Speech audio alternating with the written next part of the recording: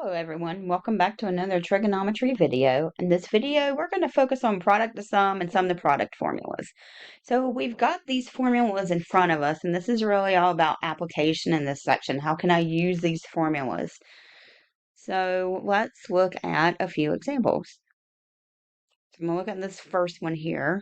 We're looking at sine of 195 times cosine of 75, and we're asking ourselves, how can we find the exact value of that?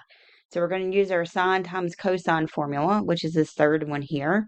We're just going to substitute everything we know into that formula.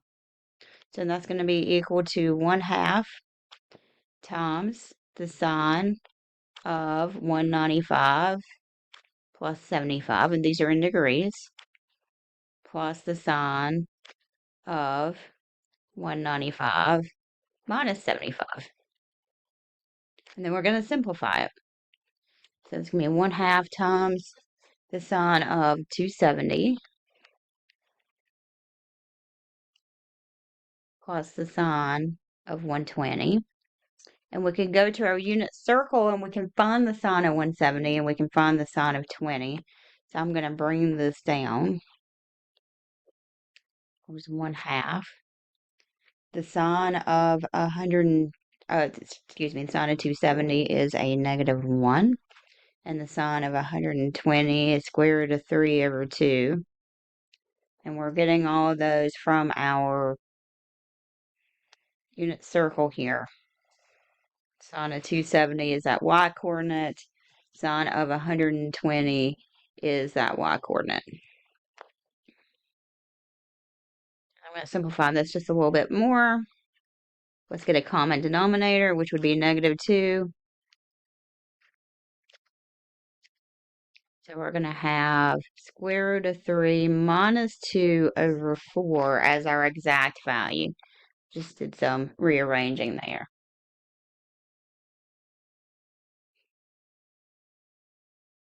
Now let's go the other way. Let's look at a sum the product formula. Maybe we're going to look at number 5.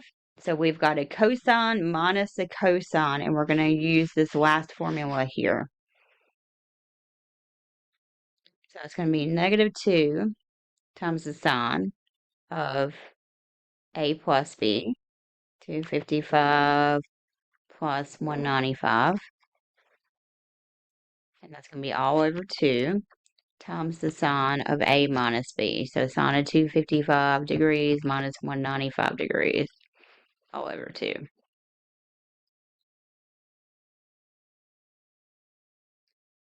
We have a -2. If I take 255 and subtract 195 and then divide that value by 2, I'm going to get 225.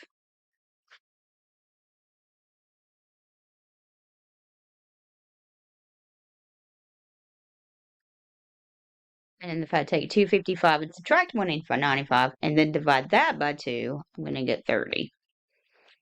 So going back to my unit circle, I need to find the sine of 225. Sine of 225 is negative square root of 2 over 2. The sine of 30 degrees is 1/2. So if I simplify here, I got -2 times -2 square root of 2 over 2 times 1/2. So I can reduce one of the 2's in the denominator. A negative times a negative gives me a positive. Final answer is square root of 2 over 2. Okay, let's look at another one. So these are going to work the same way, only we don't have a specific degree we're looking for. So all of our answers are going to be terms of theta. So let's look at number 7. So we got sine of 4 theta times sine of 2 theta. We're going to use one of the product to sum formulas. Sine times sine is going to be that first formula here. And we're just going to substitute everything we know into that formula. So that's going to be equal to 1/2 times the cosine of 4 theta minus 2 theta minus the cosine of 4 theta plus 2 theta. And then we're just going to simplify it. Okay, everything went into that first formula. So you can see how it's going to be 1/2 cosine alpha minus beta minus cosine alpha plus beta. We're going to simplify what we know. So this is going to be cosine of 2 theta minus cosine of 6 theta. And there's our simplified form. So everything's really about just plugging in what we know into our formulas. Let's look at number 24. So now we've got a sum to product that we're going to use. So we've got sine of pi over 2 minus sine of 3 pi over 2. So we've got sine minus sine. So the formula we're using, if we were to go back to that first page, is sine of alpha minus sine of beta. And that's going to be equal to 2 times sine of alpha minus beta all over 2 times cosine of alpha plus beta all over 2.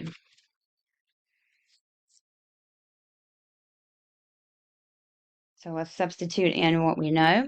So this is going to be equal to 2 times the sine of alpha, which is theta over 2, minus beta, which is 3 pi over 2, or 3 theta over 2, all over 2, times cosine of theta over 2 plus 3 theta over 2, all over 2.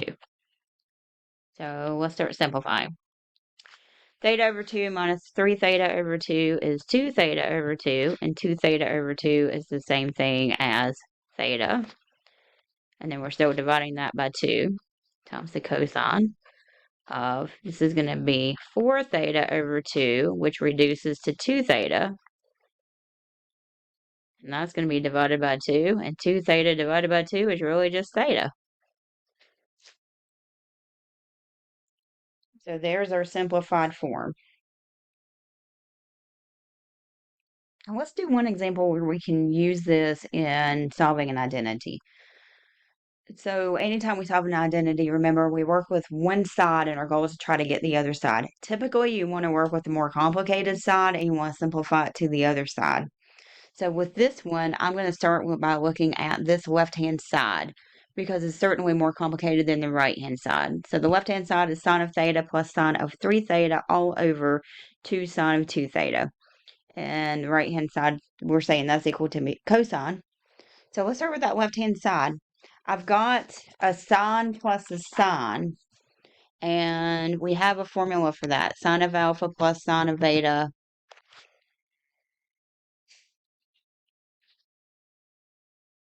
is equal to 2 times the sine of alpha plus beta over 2 times cosine of alpha minus beta over 2.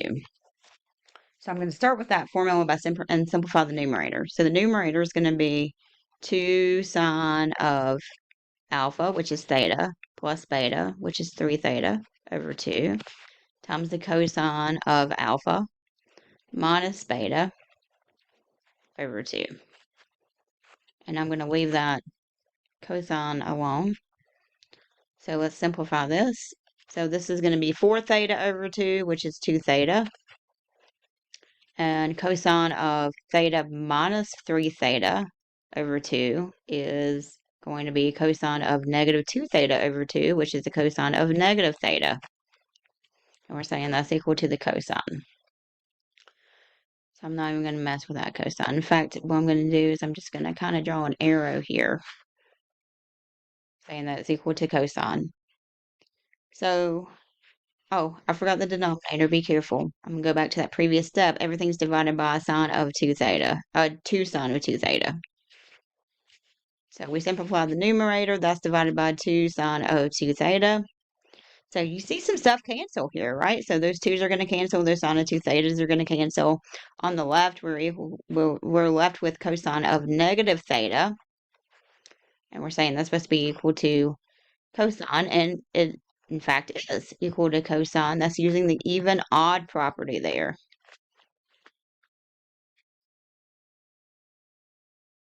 Cosine is an even function. So that means cosine of negative theta is equal to cosine of theta. So we have proven our identity here. But started with simplifying that numerator using that sum the product formula.